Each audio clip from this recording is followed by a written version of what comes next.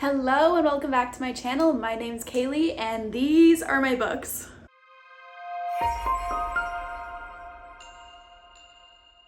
Today's video is just going to be a chatty video of me talking about my recent reads, and these include the books that I have read in the second half of January along with the entire month of February. I did do a January mid-month wrap-up, so I will link that in the description box below in case you're curious what I read in the first 2 weeks of January.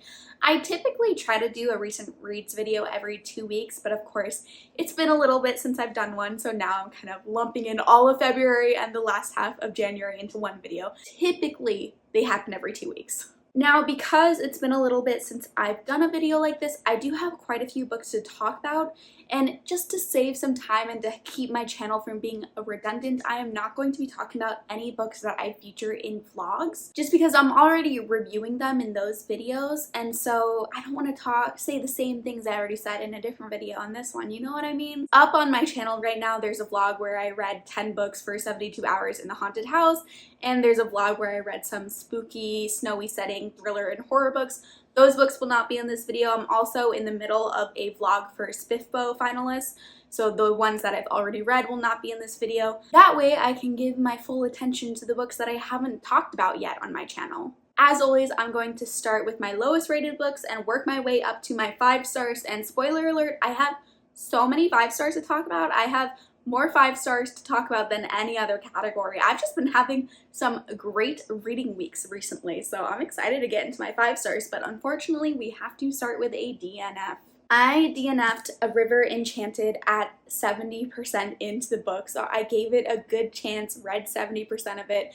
This is such a sad DNF too because I own such a pretty copy of it, so beautiful. There's even like beautiful end pages and some foiling on the cover, and yet I didn't enjoy the book. Sad, sad day. A River Enchanted is a very whimsical fantasy following a bard character and then a woman, and they have some history together. They don't like each other, but there are some young girls that are going missing in their town, and they have to team together in order to figure out what's happening to these young girls. And I don't know, I was just bored. I was unfortunately quite bored in this book. I felt like I didn't care about the characters, and the plot was slow moving in my opinion, so there wasn't a lot for me to grab hold of since the characters were boring and the plot just didn't have a lot going on. Again, I think this is an unpopular opinion. I think a ton of people love this book, so give it a go if it sounds like something you might be interested in. It just didn't work for me, unfortunately. I think I will still be keeping this book, though, just to display the edges out because it's so pretty, but not a win. Not a win. Next up, I didn't have any 1 stars, but I did have a 2 star, and that was These Violent Delights. This is actually a book club choice for Amy's book club from Amy Noel Reads. I'll have this live show linked down below in case you're curious about my full thoughts. There is a spoiler-free section, but unfortunately I did give this book 2 stars. Again, it was just a bit too slow moving for me, and we were deep in these characters' minds, and I just didn't like being there.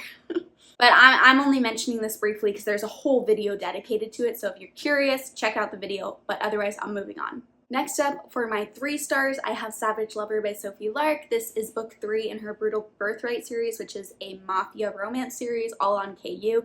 I've been enjoying this series, and I enjoyed this next installment, Savage Lover. I'm giving it 3 stars because it was a very fun time, but it's not a new favorite. Like, it's very forgettable. I'm already struggling to remember a lot of the details right now. It was a fun time for a short time, served its purpose, moving on to the next book in the series. I'm definitely still interested in continuing on in the series. The premise for this one is we kind of have a different dynamic than the other 2 books. We have a Tom girl, main girl character. That is redundant. We have a Tom girl main female. Oh my god, I'm doing it again. Let me phrase it this way. Our main female character, our main heroine in the story is a Tom girl. She is a mechanic, and she is kind of like an outcast in her school. They're past high school, but back in high school, she was not like the it girl. She was not the pretty girl.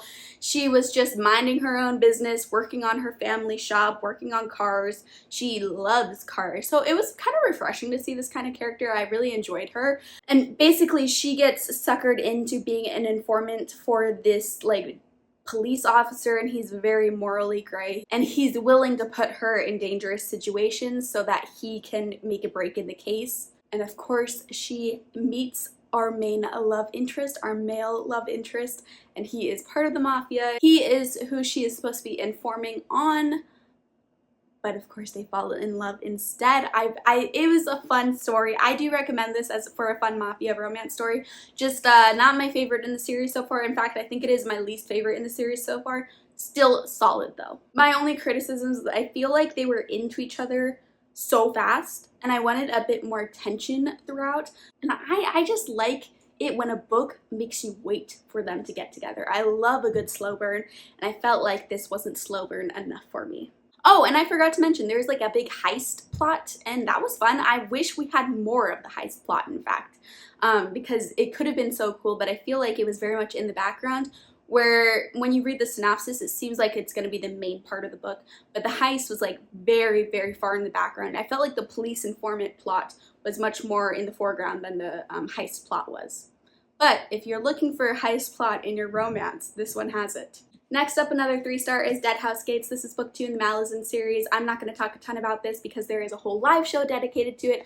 Just wanted to briefly mention it. If you're curious about my thoughts, go ahead and check out that whole live show where myself, Kayla, and Bryce all chat about Dead House Gates, and there is a non-spoiler section at the beginning. Another live show book that I finished is The Light of All That Falls. I'm giving this 3 stars as well. This live show hasn't happened yet, but it is happening next weekend, depending on when you're watching this. The live show will be March 11th on my channel, so I'm gonna save most of my thoughts for that live show, but just a little heads up, I ended up giving this book 3 stars. And my last 3-star book is Joyland by Stephen King. Now this is a really disappointing 3-star book because I thought I was going to love this. I'm all about amusement park creepy settings, like that just sounds so fun to me.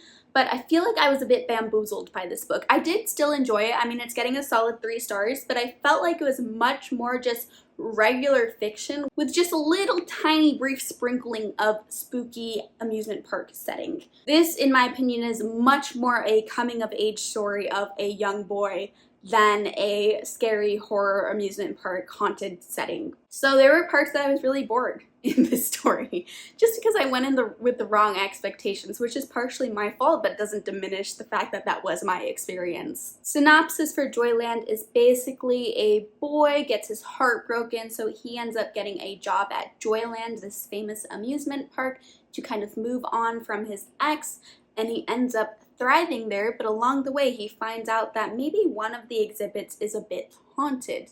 But again, I think the synopsis is not correct for the overall vibe of this book, because it really seems like the haunting, the vicious murder, the fate of a dying child, the dark truths being revealed, like that is not the essence of this book. It is much more so about this young man finding himself at this amusement park. I did enjoy the amusement park parts, even the amusement park parts that weren't spooky, mystery, crime related. I just didn't so much like the parts where we were just following this character outside of his life, you know, his life outside of the amusement park, I mean.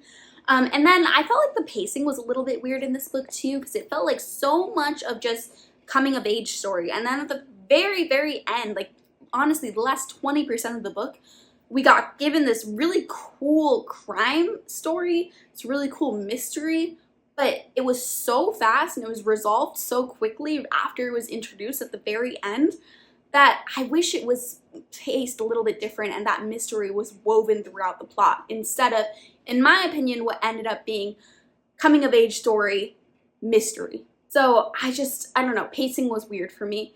3 stars because there were parts I really, really enjoyed, but there were parts that I found very boring too.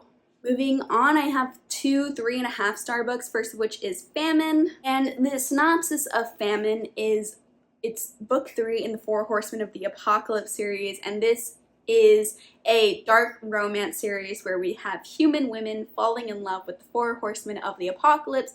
Famine is obviously about famine, and while there were moments that were really, really fun and same vibes as pestilence and war, where it's just this ridiculous romance concept, but yet so fun. We have this apocalyptic situation and this almost alien-like creature being turned more and more human through this being around this woman. The reason why Famine got 3.5 stars, though, where the other two books got a 5-star and a 4-star, so Famine is my least favorite, is there were so many moments where we were being told Famine is the worst horseman. He is the most brutal, he is the most evil, he is the least amount human, so this is like the darkest story yet. We were told this all the time. I mean, it was shoved down our throats, the fact that Famine is bad, bad, bad, especially compared to Pestilence and War. And I was like, where though? How is he worse? I don't know. I did not believe it. I thought his deaths were way quicker than the people succumbing to Pestilence's influence and War's influence. I would definitely choose being killed by Famine over Pestilence and War. I wanted it to be darker than it was, basically. And I thought also Famine was so dumb. Like, there's a bit of naivety that goes along with, you know, not being human and not understanding humans. But Famine was just, like, so dumb. And there were moments where I thought I wasn't supposed to think he was as dumb as he was. Like, there were plots where he just would fall for human plots over and over again. And I'm like, Famine, come on. Like, you should know better. Like, what the heck? Why are you trusting these people? I don't know. There were just parts that were, like, annoying me. But the banter between the two characters is top tier. I loved the banter. I loved how sex positive our main female character was. She was a sex worker before the apocalypse, and she is kind of like teasing Famine all throughout the book because he is a bit uncomfortable. Not uncomfortable, I guess he's just not used to someone being so brazen about their sexuality. And so I like the banter was so good, which is why I still got a positive review of 3.5 stars. But yeah, Famine as a character, like, he's my least favorite horseman so far. He was annoying, and I was like, come on, Famine, you're not all that. Like, calm down. You're not even that dark. I don't know. Maybe that's just me being messed up and wanting something to be so dark when, I mean, he was mass murdering people. I just wanted him to do it more brutally. Moving on. Alright, the next 3.5 star book I have is The Visitor. This is a short horror novella about a bunch of people that get stuck at a diner. They're snowed in on Christmas, and it seems like an alien might be out to kill them all. This is essentially a slasher, I would say, like an alien slasher. It's pretty fun. But my issue with it, why it got 3.5 stars, is because there's almost too much action for me, where it almost felt like an action novel more so than a horror novel. Like, I wanted a bit more suspense throughout, where instead we were getting action sequence, pause, action sequence, pause, action sequence, pause. And I wanted the pauses to be more significant with a little bit more character development throughout, a little bit more tension. Like, I wanted to feel more of the characters feeling scared instead of the characters having this, like, action plan that they had to go out and do. You know, like, each of these characters was so capable and so driven, where I was like, come on, like, give us some more horror atmosphere, tension moments. I don't know. I did end up liking it. I mean, it's 3.5 star, but I think it could have been so much better than it was for me. There is a fine line in slashers of, you know, too much action versus not enough action, because of course the whole point of slashers is people are constantly getting slashed. But I don't know, this one just towed the line too far into too much action, and I ended up zoning out during a lot of the combat. Next up, I have 2 4-star books to talk about, the first of which is The Atlas Paradox. This is book 2 to the Atlas 6. I almost forgot what it was called. And so this is a dark academia book, and I'm going to give you the synopsis for the first book since I don't want to spoil anything by giving you the synopsis for the second book. But basically, we get a bunch of people who are like the best magical people in their generation, all with different specialties. Some people are like good with elemental magic, some people are really good at emotional manipulation, some people are really good at plants, and they get invited to this academy where it holds all of the world's research and information, and it's just about them learning and honing their magical abilities, but it seems like they might not all survive the experience. So I was really hyped to read The Atlas Paradox. I really liked The Atlas 6. I think I gave it 4 stars, so it's not like a favorite, but still, like, I liked it enough to be excited for book 2. And I'm giving this one 4 stars also. I will say, though, I was debating giving it 3 stars for a long time, and then the very end saved it and I bumped it up to 4 stars, but this is quite a low 4 stars for me. I thought that a lot of the character development that happened, or maybe not character development, how do I phrase this? I felt like a lot of the characterization that we got in book 1 was just a bit flatter in this second book. Like, the characters were just all a bit less interesting and a bit more one-dimensional. I won't say they backtracked on the arcs that were happening in book 1, but I just think they were a little bit simplified in this book, in my opinion. Libby really was the shining star of this book, and of course that has some problems considering she wasn't in it for a lot. But I also loved the timey-wimey stuff that was happening. I can be picky with time travel moments in books because I sometimes, like, I just can't stop thinking about it and I get into plot hole situations and then I just obsess over the plot holes. I'm thinking about Marvel Endgame right now. But this time travel stuff was really freaking cool, and I was like blown away at some of the twists that were happening. Like, my jaw was on the ground. I was reading it being like, what the heck? Like, what would you even do in this situation? So cool. So that was my favorite part of the book, that and Libby's character. Libby was also my favorite in book 1, so it's no surprise that she was my favorite in book 2 as well. I just felt like she was the character that maintained her complexity the most between book 1 and book 2, where a lot of the other characters, I don't know, they just didn't seem as complex or as interesting. I'm hoping, though, in book 3 that changes and they all feel very complex and very interesting, and I'm excited to continue on in the series once book 3 is released. Especially with how this book ended, I need book 3 ASAP. And then my next 4-star is How to Sell a Haunted House by Grady Hendrix. I just want to show off this cool copy I got from Broken Binding, and it is signed by Grady Hendrix, and I just want to show you that he drew a little ghost saying hi. So awesome. I love Grady Hendrix's signatures. So cool. But anyways, I gave this 4 stars. That is a little bit disappointing for me because Grady Hendrix, I consider him one of my favorite authors of all time, and almost all of his books have gotten 5 stars for me. So the fact that this has gotten 4 stars, and I would consider this my least favorite of all of his books, is sad. But I still got 4 stars, so I still really enjoyed it. The premise for this book is basically we have this woman that we are following along with her brother, and their parents died tragically, and they are having to clear out their parents' house, but as they're clearing stuff out, it seems like there might be some haunted items in the house that they're having to deal with before they're able to sell it. Now, this book took me a good 100 pages to get into it. The whole first 100 pages, I was not sold on the story. In fact, I was actually actively disliking the story in the first 100 pages. Not enough where I was going to DNF, but enough that I was like, oh no, am I going to hate this book? Now, this book is 400 pages, so that's about the first 25% I was disliking. And then, in my opinion, it goes through an extreme tone shift between the first 100 pages and the last 300 pages. And the tone shift really worked for me, and I started loving it in the last 300 pages. Like, loving it so much. If it didn't have those first 100 pages, this would be one of my favorite Grady Hendrix of all time. I just found the first 100 pages boring, honestly. I mean, I know a lot of people will be touched by the first 100 pages, because it was just about this family going through this horrible, tragic event of losing, in our main character's point of view, her parents, but of course changing based on what relation we're talking about. But, you know, her parents, or they were aunts and uncles of other people, sisters and brothers of other people. Like, it's horrible. It's horrible, it's tragic, it's sad, and I just didn't like reading about it. It was making me feel sad. And I want to just have some silly fun in a Grady Hendrix, and that's completely my preference. I don't think the first 100 pages are objectively bad.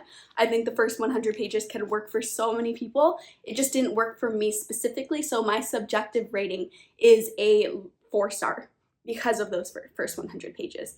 But there was a scene in here in those last 300 pages where I was having a physical reaction to how horrific it is. Grady Hendrix always has in at least one scene in all of his books that is forged into my mind. burned into there because of how gruesome and gross and horrific and scary it is.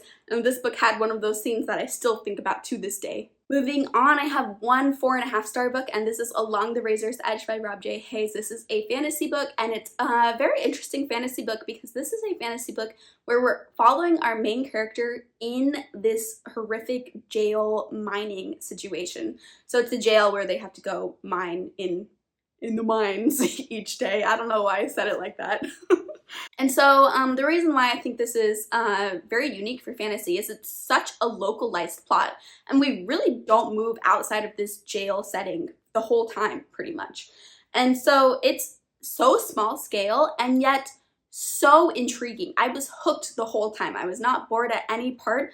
I loved the character exploration. I loved our main character. She was so like mouthy and just would say what's on her mind. She was pretty much a brat the whole time, and I loved her the whole time. She's awesome.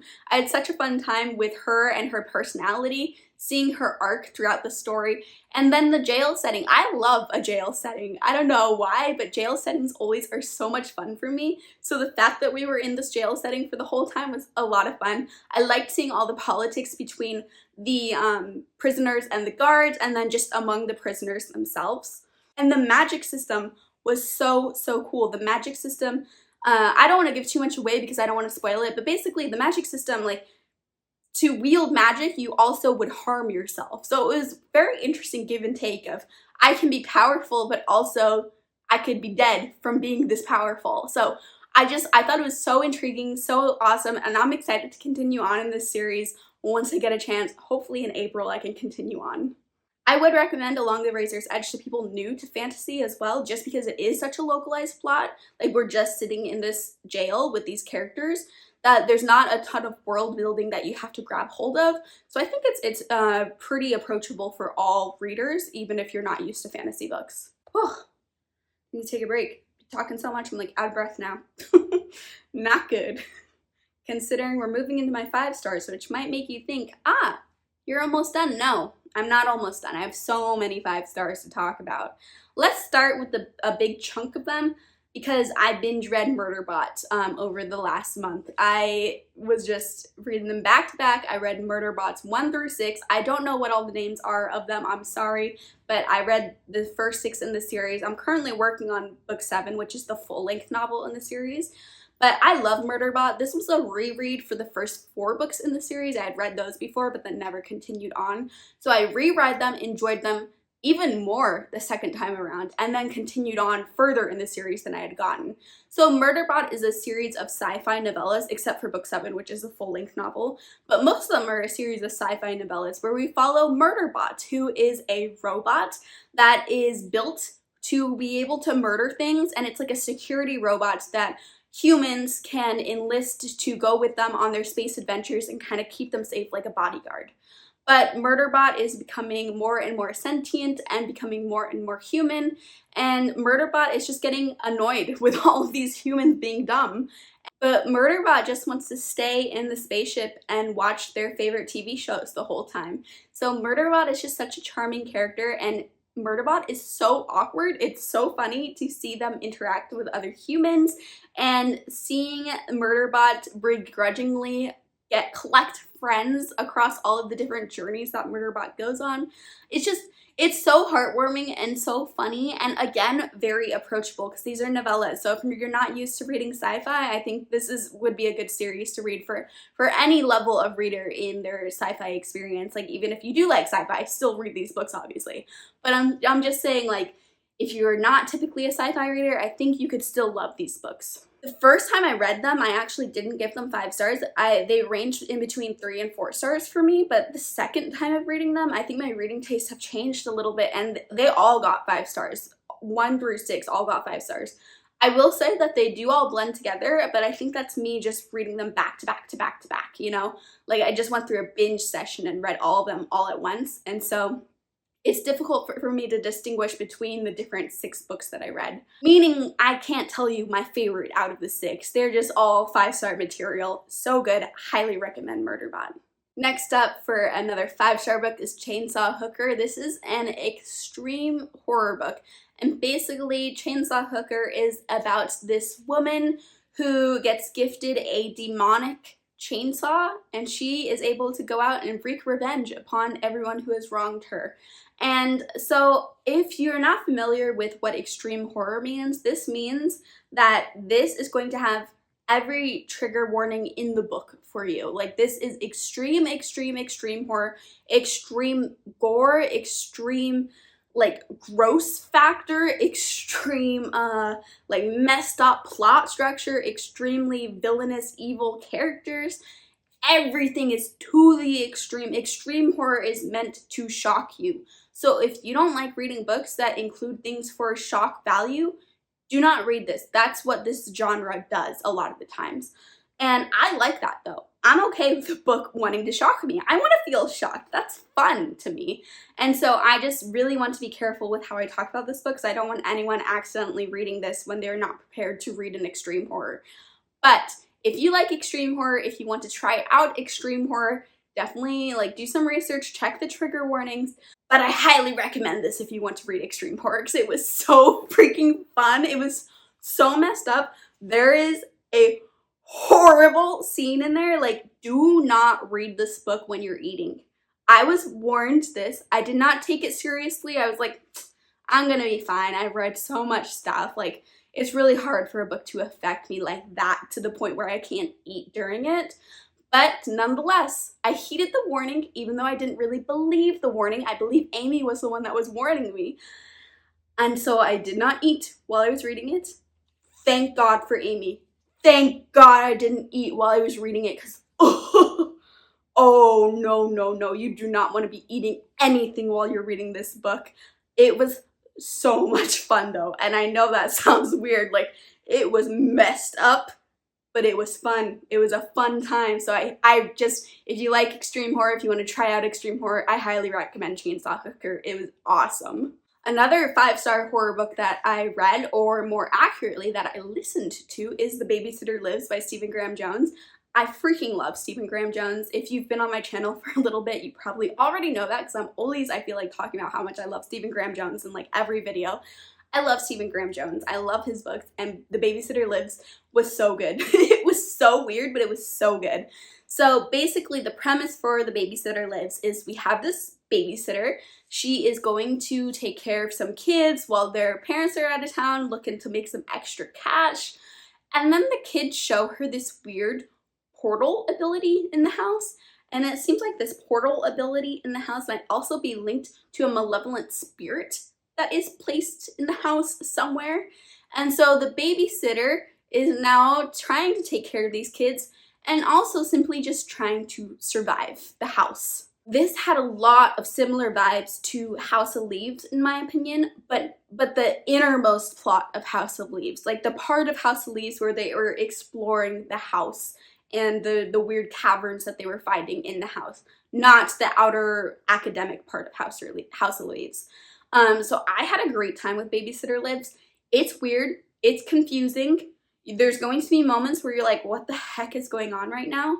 But I just love that in horror. I love being confused every so often in horror. I love when horror is so weird, and this is very, very weird. It was just a fun time. I loved it. You definitely need to be paying attention to it while you're reading though. Like, it was an audio exclusive. I think there might be an ebook version now, but it was released only on audio at first. And I think a lot of people were having some issues with it because, you know, it's a book that is confusing, so it might be helpful to be able to read it with your eyes as you're listening to it as well. But I just listened to it and I was able to be okay. There were moments though that I had to rewind and re-listen to make sure I was understanding everything correctly. So it's just definitely a book you got to give your full attention to. But if you're able to give your full attention to it, it will pay off, because what a unique plot, what a wild plot. So well done. Stephen Graham Jones is a genius. Next up, another 5-star that I read is kind of a weird one. It's Dragonbound. I had never heard of this before. The story of how I read this book, why I read this book, is I had my own Audible like years and years and years ago. And this was before I read romance. I was only a fantasy reader. I did not read romance. I did not like romance. I was like, fantasy or nothing. Like, that's the only type of books I like. And I saw this book was on sale on Audible for like a couple bucks at the time, I think. and it's called Dragonbound. So I thought it was just like purely a fantasy book. I bought it, I think I was like 18. I'm 26 now, so quite a few years ago. I think I was like 18 when I got it on Audible, and I started listening to it, and then we hit a sex scene, and I was listening to it in the car, and I was scandalized. I was like, what the heck is this? This is in books? And it was not life-changing because I turned it off and I was like, what the heck? I'll forget that ever happened, because I was not into that at the time. I did not like smut in my books at the time. I just liked my high epic fantasy, and that's it. But now 26-year-old me, I reopened that Audible account, forgot I owned it, and figured I would give it a listen. 5 stars, baby. I loved it. This is a smutty urban fantasy romance about a dragon shifter, and it was such a fun time. The characters were so good. Was such a surprise 5-star favorite. Like, I loved this. This is one of my favorite urban fantasy romances of all time. I highly, highly recommend it. The characters were just so well done. Like, all the side characters are so good too. I can't wait to be continuing on in the series because I'm very invested in every one of these characters. And I mean, maybe people are talking about this and I've just missed these conversations. It is a bit of an older book, so it could have been something that was popular on BookTube back in the day. But I feel like it deserves all the hype that all of these other fantasy romances are getting, because it's so good. It's so good. I loved it. It's like an enemies to lovers romance. So basically, let me give you the premise of the story. We have our main female character, and she is mysterious. She has some sort of thing going on in her backstory where you don't think she's fully human, but we don't know what she is. And she gets suckered into stealing something from the dragon, and these are dragon shifters, but he is still a scary, scary man. He is like a big billionaire in their society, but also he's like thousands of years old, and he's so powerful. He murders people ever so often. Like, he is a scary person, and she has to steal from him because her ex-boyfriend, who is horrible, was getting blackmailed. Basically, he like begs her to steal from him so that he can stop being blackmailed. And she's a nice person, so she goes and steals 1 penny from the dragon horde, and which is very badass that she was able to do that. But then she hears a roar after a couple of days, and the dragon descends, and she is kidnapped from him, and it's so good. It's so good. I highly recommend this if you like fantasy romance, if you like smutty fantasy romance. Try it out. And it's not like super heavy fantasy, so even if you just like smutty romance in general, give it a try, because it's urban fantasy, so it's set in our world. It's just set in a version of our world that also has dragon shifters.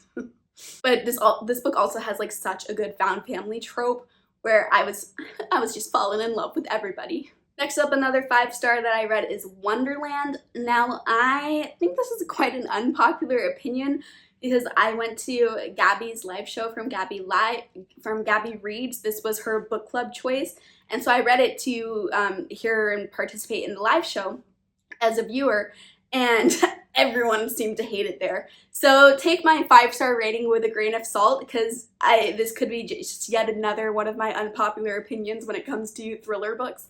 But I loved Wonderland by Jennifer Hillier. Jennifer Hillier does not miss for me. Like, all of her books have gotten 5 stars for me. I love her so much. Wonderland delivered everything that I wanted Joyland from Stephen King to deliver. This was straight up like weird, scary amusement park vibes with like a small town murder mystery setting. Everyone kind of sucked. Like, this is not a believable thriller, okay? This is a thriller where in this small town, we randomly have like 10 different psychopaths. But I just thought it was so fun. I thought it was so, so fun. It's a dark thriller, so this is not a horror book. This is a dark thriller book, but in my opinion, it does deliver on its spooky amusement park setting. Is that every single part of the book? No. But is it a significant part of the book? Yes. So the premise for Wonderland is basically we have this cop who is moving to a new small town, and her daughter starts working for the amusement park there, but the amusement park right away is messed up. We know it's messed up. Like, we are told that they only employ skinny, good-looking, like, white kids, basically. And this is problematic, and we are supposed to see this as problematic, in my opinion, this is supposed to be our first red flag that Wonderland is a messed up freaking place. So there are lots of moments like that where like there are moments throughout the book that you can read as problematic, but I think we need to remember that we should distance ourselves a little bit, and just because a character is being problematic in the book does not mean the author is co-signing that statement. In fact, I think the author is making that characters do these bad things because they want us to be able to see as readers, hey, that character is bad. We should not like them. That's a red flag right there, you know? So basically I'm saying go into Wonderland with a bit of distance between the character's perspective and your own perspective. And I think that's going to add to your enjoyment of the book, because I ended up loving it so much. I thought it was a great, great, fun thriller. One of my favorite thrillers. I don't think I even finished saying what the premise was. Oh my god. Big tangent there. But basically, the daughter starts working at this amusement park, but as the daughter starts working there, workers start going missing from the amusement park, and a dead body then shows up at the amusement park. And so it seems like there's a serial killer in town, and we're not sure who it is. My next 5-star book is 7 Days in June. This is a romance book. I would say it's like a mixture of general fiction and romance, though. I'm saying that so that you go into this book with the correct expectations, because if you go on thinking it's just a nice fluffy romance, I think you're gonna possibly be disappointed, because it is not a light fluffy romance. It is definitely a romance, though, don't get me wrong, but it's a romance with more substance to it, and I adored this. This was another surprise favorite. I wasn't sure I was going to like it, because sometimes I don't love the more literary romances, the more emotional romances.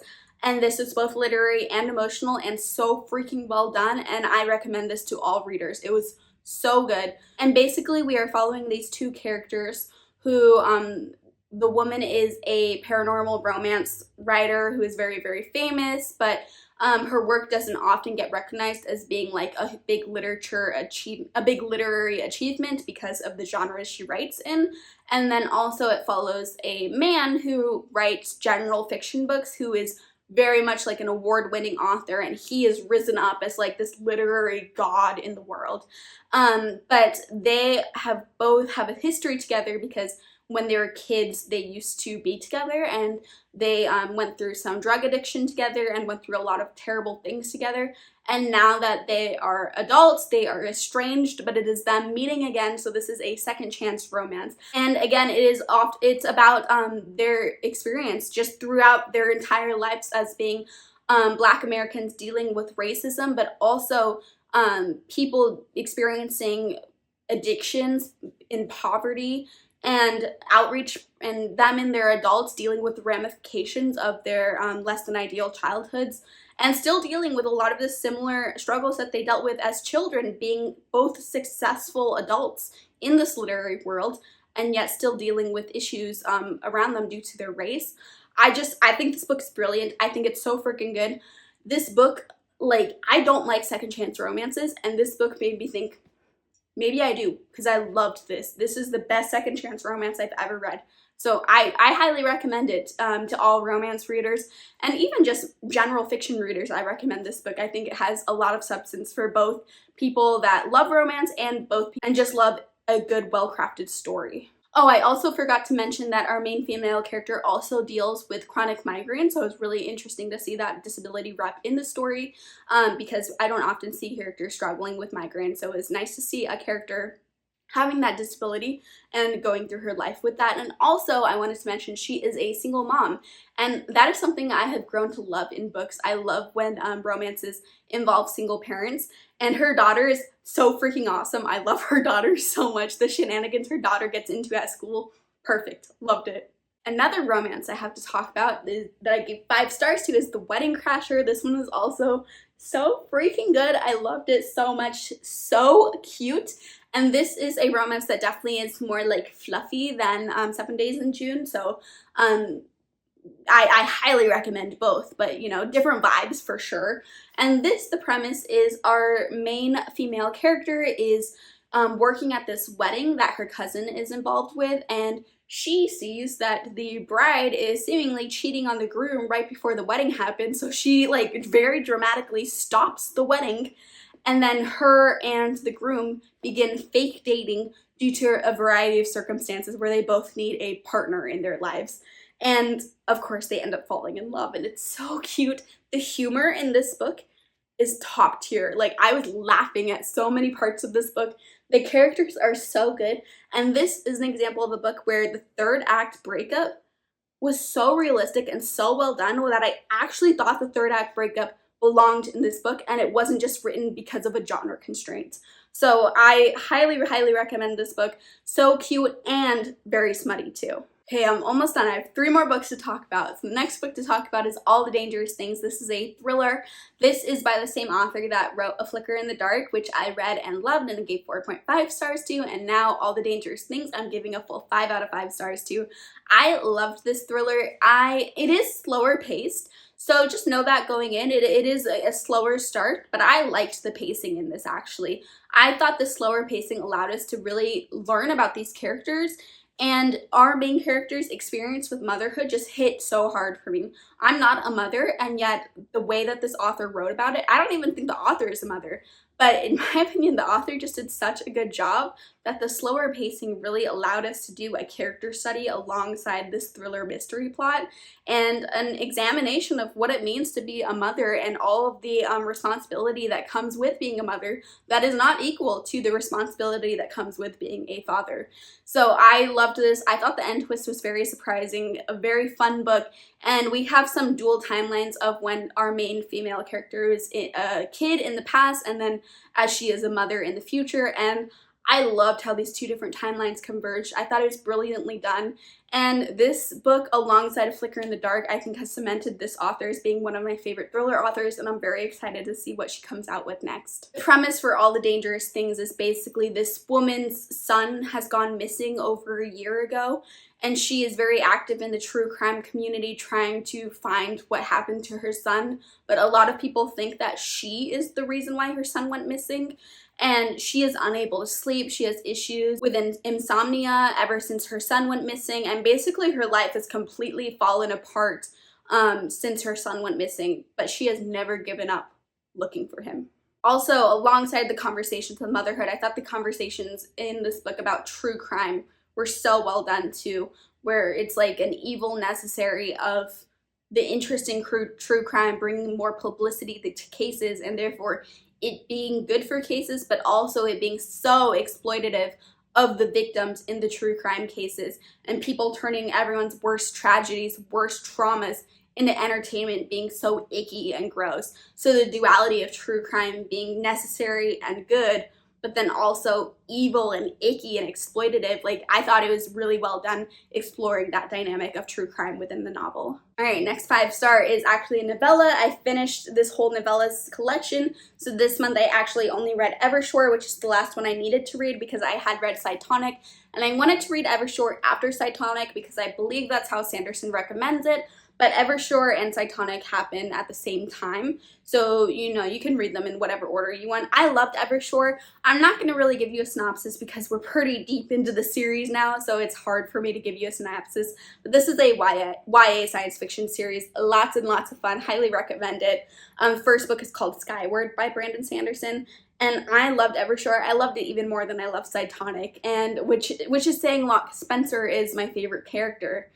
Spencer is my favorite character, and yet Evershore was so much better than Cytonic in my opinion. These novellas are all amazing, incredible, some of the best books in the series in my opinion. So if you haven't read these novellas yet and you've read the other main books in the series, I actually highly recommend you read them. Alright, and now we've made it to the last book in this video. My voice will never recover. I don't even know how long this video has ended up being, but I've been talking for a long freaking time right now. Feel like I've been rambling for a lot. I'm rambling right now. Let's get into it. The last book is my favorite book of the month. This is the top 5-star, and I think this will be one of my favorite books of the year, if not my favorite book of the year. It's definitely my favorite book of the year so far. So drum roll please. The last book to talk about in this video is The Ruin of Kings. I love this book. Oh my god. So a little backstory on this book. I got assigned this in my February TBR game as a random generated book pick. I did not want to read this. I would have never started this series like in a million years because I'm in the middle of so many other series right now. It would have been like at least another 2 years until I started this. So, you know, a million years is equivalent to 2 years. But basically, like, I started this because of a punishment in my TBR game. And here I am telling you that this is one of the best books that I have ever read, and I am so freaking happy I got punished in that TBR game, because holy crap. So the premise for this book is we follow this man, this boy, I guess is more accurate, who is a thief in this fantasy kingdom. This is an adult epic fantasy. He is a thief. He is a low-born peasant boy, and he is suddenly thrown into the world of politics and royalty because he is claimed as a lost heir of royal nobility. But there are some funky things going on with prophecies. There are some funky things going on with demon attention and magic and all sorts of things that are way outside of his control, where it seems like he could be the chosen one. But instead of being the chosen one destined to save the world, he is the chosen one destined to destroy the world. I love this book so much. The characters are so good. Like, these characters are some of the best characters I've ever read about, in my opinion. So this has the benefit of being, in my opinion, character-driven, but also plot-driven, where our plot is incredibly fast-paced. The things that were going on in this plot were wild, so crazy, so fun. I was drawn in by, like, every moment of the plot and every moment of these characters. Their narration style was so unique. Like, the overall structure of the book. We have these two different timelines that are eventually converging, but they're happening at different places. So we're being told this boy's story in a future timeline and in a past timeline, but eventually the past timeline catches up with the future timeline, but they're being narrated by two different people, and there are footnotes throughout it as well of another person, like, interjecting their opinions all along the way, and it's just so much fun. The structure of this story kind of reminds me a little bit of a cross between Nevernight and The Name of the Wind, but I think the plot and the characters are different enough where if you didn't enjoy those books, you could still like these books. But it is a draw where if you did enjoy The Name of the Wind or Nevernight, I would say give this book a try just because of that similar structure. I am so excited to continue on in the series. This is a 5-book series and it is completed. So I am planning on binge reading books 2 through 5 in April for Realmathon, which I am a co-host for. Realmathon is a readathon hosted by created by Cassidy from Covers with Cassidy, and I am a co-host for Team Enya, which is the fantasy team.